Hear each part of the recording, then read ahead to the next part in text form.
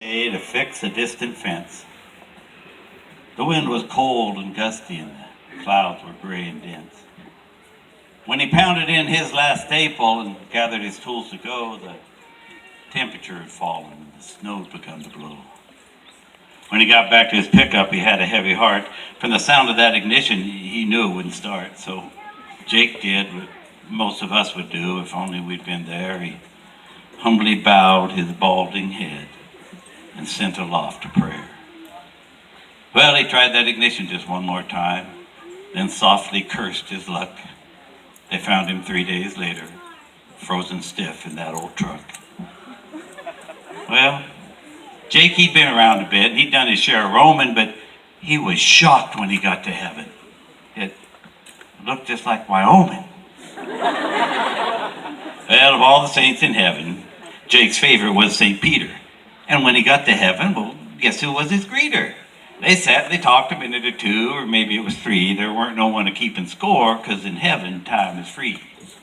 Well, I've always heard, Jake said to Pete, that God will answer prayers.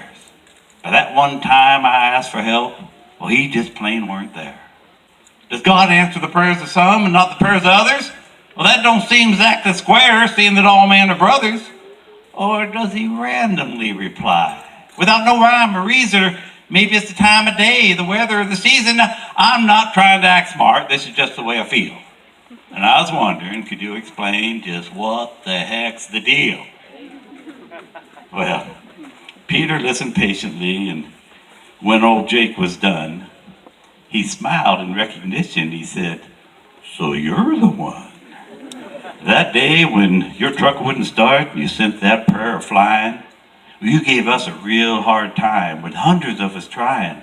1,000 angels went to check the status of your file, but you know, Jake, we hadn't heard from you in quite a while."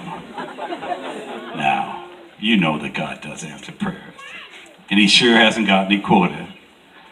But he didn't recognize your voice and started a truck in North Dakota.